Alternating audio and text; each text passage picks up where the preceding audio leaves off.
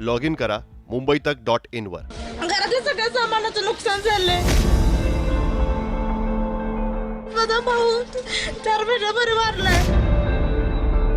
दरवेळी आमच्या इथं पाणी येते, परत आम्ही उभा करायचं, परत सगळं ढासळायचं. आमच्या आशीर्वाद कोणाचा नाही.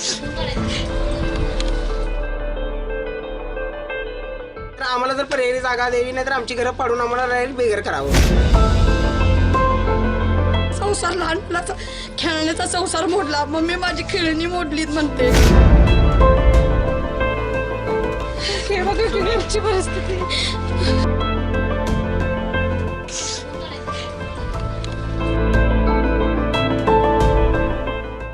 कोल्हापूर जिल्ह्याला आलेला महापुराचा फटका अनेक घरांना बसलेला आहे.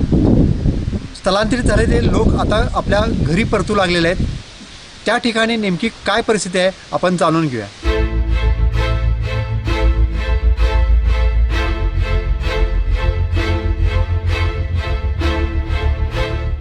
आमच्या आंटीचं घर आहे, पुरामुळे पडलंय आणि माझा भाऊ 4 महिन्यापूर्वी एक्सपायर झालाय. तर कोणच नाही, एकटाच आहे. त्याचं कसं करायचं, काय करायचं, हे सरकारनं त्याला परत बांधून द्यावं. एकट्या राहतात. माझा भाऊ 4 महिन्यापूर्वी वारलाय. आता तरी कसं करायचं, सरकारने मदत करून घर बांधून द्यावं परत.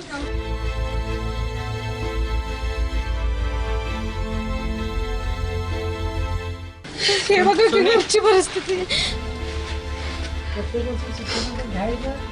पोरांचा निकाल सुद्धा राहत नाही. निकाल गेल्यावर सगळं घरातलं सगळ्या साहित्याचं नुकसान होते. परत उभा करण्याची ताकद होतं. दरवेळी माणसं सगळी हे करतात. आणि तिकडे जे नागाळात बिल्डिंग झालं त्याच्यामुळे दरवेळी आमच्या इथं पाणी येते. परत आम्ही उभा करायचं, परत सगळं ढासळायचं, परत नव्याने आमच्या ताकदच नाही. हे दरवेळी करायला इतकं आम्ही काय श्रीमंत माणसं नाही की दरवेळी प्रत्येक वेळी आम्ही उभा करायला शिकू. जे मदत येते ते श्रीमंत माणसांना मिळते. महानगरपालिकेत आहेत जे काय करायचं आमच्या हातावरचं पोट आम्हाला जे मिळवूनच काय लागते. आम्हाला कोण नाही. दरवर्षी असं रडायचं, आम्ही सांगायचं, हेच आमचं हे आहे. दरवेळी आमच्या आशीर्वाद कोणाचा नाही.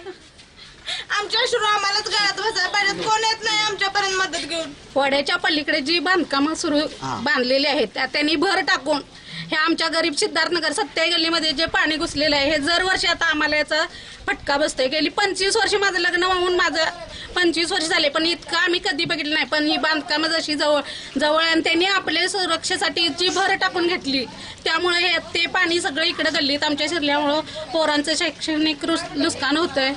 सगळ्या प्रापंचिक दरवर्षी आम्ही तुम्हाला का सांगायचं, आम्ही रडायचं, तुम्ही येणार सांगणार, हेच आमचं सुरू होणार. असं त्याच्या पर्याय म्हणून आम्हाला काहीतरी त्याचं केलंच पाहिजे. शासनानं काहीतरी केलंच पाहिजे. ते ज्या भिंती बांधलेल्या आहेत बांधकामासाठी त्या भिंती परत पाडून पाणी पसरायला वाव मिळाला पाहिजे. साहेब त्याला सरकारला नम्र विनंती की त्या बिल्डिंगचा काहीतरी विल्हेवाट लावावं, नाहीतर आम्हाला जर पर्यायी जागा द्यावी नाहीतर आमची घरं पाडून आम्हाला डायरेक्ट बेघर करावं. काहीतरी त्यांनी पर्याय यातला निवडावा. दरवर्षी हे सुरूच राहणार. दरवर्षी आम्हाला हेच करायला लागणार आहे. दरवर्षी पूर आला की आमची घरं पडत राहणार. हळूहळू असं करत करत सिद्धार्थनगर सगळं नामशेष होणार आहे. 2 वर्षापूर्वी मी घर बांधलेलं होतं. हे सगळं कर्ज काढून विनोल काढून घर बांधलेलं होतं. खरी आता सगळं माझं घर पाण्यात बसलं. सगळ्या वस्तू नाईट झालेल्या आहेत आणि आता मी कुठं राहायचं. ही सरकारनं आमच्याकडे लक्ष देणं हे महत्वाचं आहे आणि त्यांनी लवकरात लवकर प्रयत्न करावा एवढंच बोलणार आहे. आणि दरवर्षी पाणी आलं आम्ही कुठं जाणार सांगा.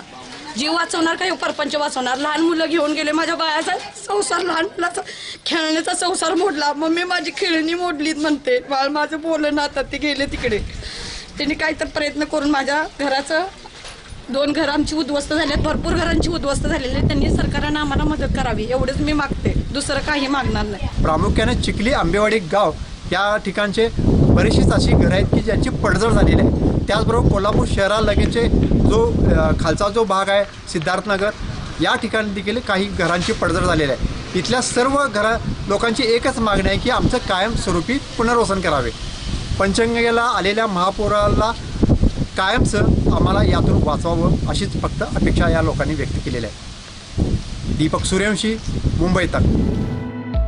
लॉग इन करा mumbaitak.in वर.